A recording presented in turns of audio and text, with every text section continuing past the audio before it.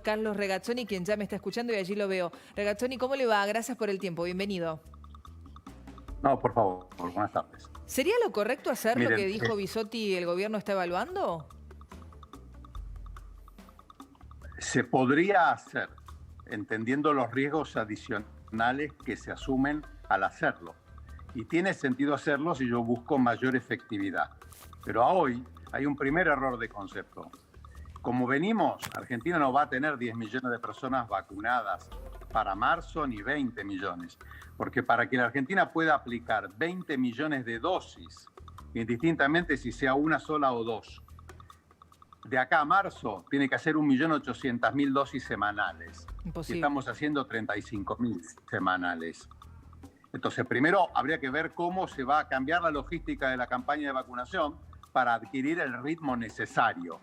Los que creen que Argentina tiene un buen ritmo de vacunación simplemente no agarraron lápiz y papel e hicieron las cuentas. ¿Cuántas personas se vacunaron hasta el momento? Bueno, los datos trascendidos son los oficiales, son que se llegaron a 100.000 personas. 100.000 dosis se aplicaron. Esos son 50.000 dosis semanales. 50.000 dosis semanales son 40 años vacunando, 38. Entonces, no hay que pensar, este tema no podemos dar más vueltas, ¿entiendes? Porque como ya se claudicó en todo lo demás. La última esperanza es la vacuna. Y si la vacuna, además, ya tampoco estamos bajando. Claro, bueno, pero usted debería haber bajado la... Argentina lleva un año y después de un año de pandemia, además de tener la cuarentena más larga, una de las más largas del mundo, haber perdido, los chicos están entre los que más días de clase perdieron, estamos entre los países con mayor cantidad de muertos por millón de habitantes. Entonces, tenemos tres estrategias posibles. La vacuna, los confinamientos y las cuarentenas y los testeos masivos. Sí. No estamos haciendo testeos masivos, ni remotamente, porque estamos ahora haciendo testeos a demanda. Eso es una estrategia muy mala, digamos, porque es muy tardía. No se ha logrado hacer cuarentenas ahora, no se puede hacer confinamientos porque la situación económica no da o porque se ha perdido credibilidad, porque tampoco ahora lo que se está pidiendo es simplemente un toque de queda nocturno. El efecto económico de eso es mínimo si se lograse hacer de 1 a 6 de la mañana. Y resulta que eso tampoco funciona. Tampoco se puede hacer que la gente use el barbijo en la calle, porque cada vez se usa menos el barbijo. Sí. Y además, no se puede vacunar a un ritmo adecuado. Ya le digo que la segunda ola, que ya comenzó, con que se parezca a Europa, va a ser bastante peor que la primera. Carlos, así que tenemos que cambiar urgente. Usted habla de Europa. Hoy hablábamos fuera de cámara con una argentina que está viviendo en Barcelona, pero en una zona más alejada, y lo que nos contaba es que están no estrictos, por demás estrictos en esa zona. Circular después de las 10 de la noche es imposible porque te paran, porque te llegan a cobrar hasta multas de 500 euros. Está completamente todo cerrado.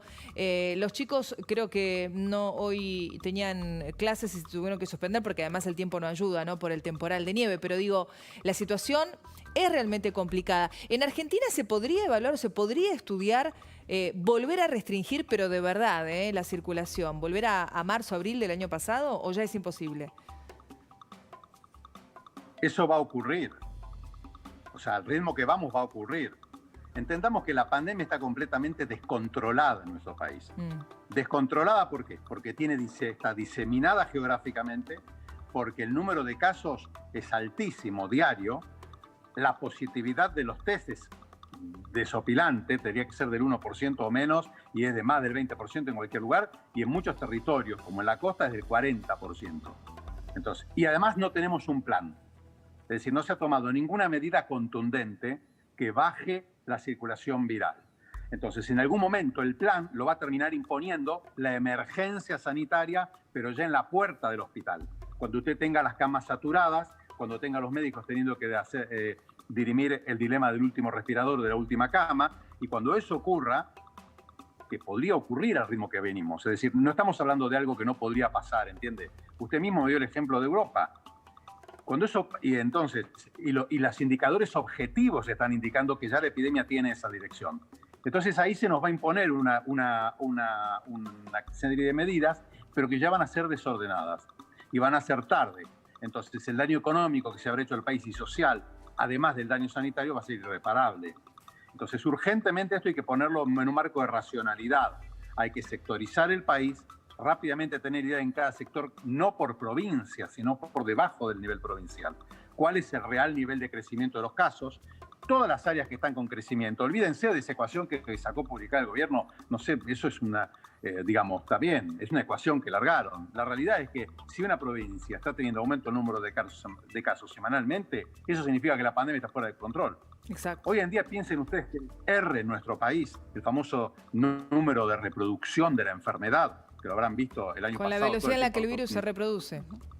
Y los contagios. Con la velocidad con la que los contagios se reproducen, está por arriba de 1, pero en todos lados, o prácticamente en la mayoría o muchas jurisdicciones, ¿entiendes? No solo por arriba de 1, sino que en el AMBA probablemente esté arriba de 1,3.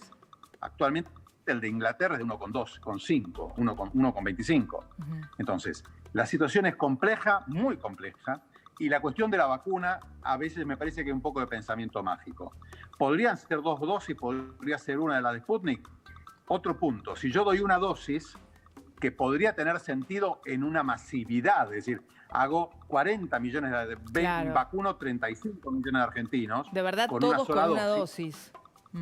Claro, entonces ahora entendamos que la inmunización real va a ser de la mitad o menos. Podría tener una eficacia entre el 35 y el 50%. Con lo cual, yo vacuné 20 millones de personas, efectivamente protegido me quedan 10 millones. Entonces, nuevamente vuelve a ser un ¿y ahora qué?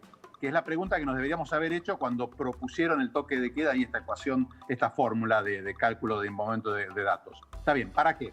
Lo hacemos, listo, ¿para qué? ¿Qué vino después? Claro. ¿Viene después la vacuna? ¿A qué ritmo? ¿A 50.000 dosis semanales? Son 40 años todo sin toque de queda. ¿Comprende lo que le quiere decir? Aquí hay que ser muy realistas. Y yo creo que ya, como lo que estamos viendo, es un problema de credibilidad, no disciplinar, asesoramiento científico absolutamente independiente y a partir de allí medidas consensuadas con el resto de la ciudadanía a través de sus representantes para no fallar. Eso le iba a preguntar, Carlos, ¿cuál es el objetivo del gobierno de hacer esto entonces? Digamos, ¿cuál es el objetivo concreto de dar una dosis y no dar las dos y no tener completo el cronograma de vacunación para que tenga efectividad? ¿Cuál es el objetivo real? Yo creo que es un síntoma de una falta de plan, más que un objetivo. Es el síntoma de que no hay un plan claro, el único plan es la vacuna. Y sobre la vacuna no hay hecho un cálculo realista acerca de cuáles son las capacidades reales de vacunación que tiene nuestro país. Y las capacidades reales de vacunación que tiene nuestro país están muy por debajo de la necesidad de vacunar. Al final del camino, no basta con que digamos hice todo lo que pude. Eso es algo bien nuestro, ¿no? Hice todo lo que pude. No, eso no alcanza. Es decir, logré el objetivo que me proponía, logré tener menos muertes, logré no generar caos en los hospitales. ¿Lo logré o no lo logré? Logré minimizar el daño económico que seguramente va a haber. Logré bajar la conflictividad social. Le digo los pilares fundamentales de esto. ¿Cuáles son los métodos que hay que poner en práctica para lograr esto, justamente para cumplir con el objetivo? Testeos masivos. A ver, lo voy a decir 10 veces más lo que testeamos ahora. 10 veces más. Y con una estrategia clara de ir a buscar el virus allí donde la gente no pidió ser testeada, con un criterio epidemiológico. Con sectorización.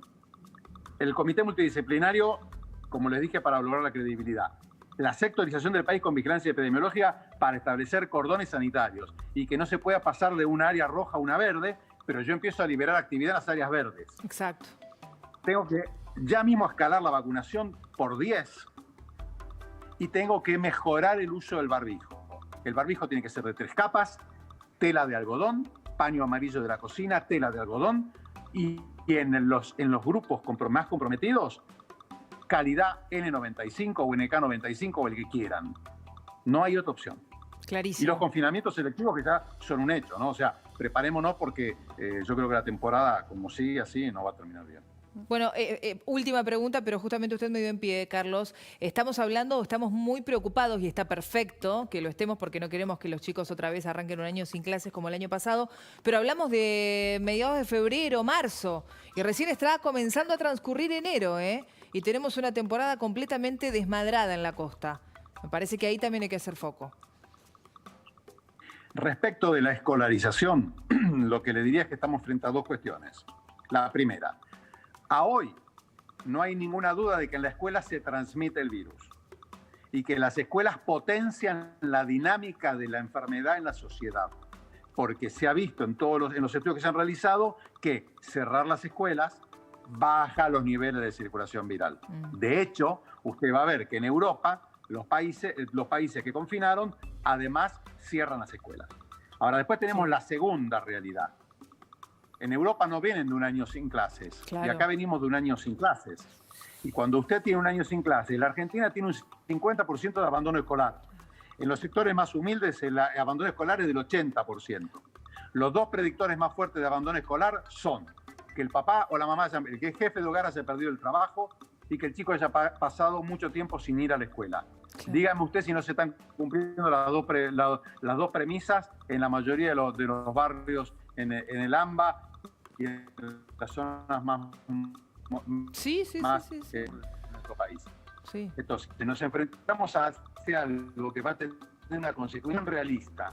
No alcanza a vacunar a los maestros, hecho que al final, al ritmo, deben tener un presencial de alguna manera, bien diseñada, con un criterio epidemiológico, 2 veces por semana, clases en la calle, algo tiene que pasar. Y si no copiar, Carlos, no simplemente copiar lo que pasa en otros lugares. En Canadá, por ejemplo, ahí me cuentan docentes que el docente sigue yendo a clase y hay cámaras en el aula y los chicos son muy poquititos los que están en la clase de manera presencial y el resto en su casa, pero todos hacen la misma clase y a la próxima semana ese grupo se intercambia. Y hoy esta mujer que me hablaba desde Barcelona me dijo, los chicos a pesar de todo ya volvieron a clases, ¿eh? Hoy no fueron por el temporal, que es histórico, pero los chicos a pesar de lo que está sucediendo retomaron las clases. Claramente hay muchísimo más para tener en cuenta y para estudiar, al menos copiar y ver y adelantarnos un poco a lo que está sucediendo en Europa, por ejemplo. Carlos, le agradezco el contacto muchísimo, muy amable. Un saludo, hasta luego. Gracias, buenas tardes. Elena Obieta está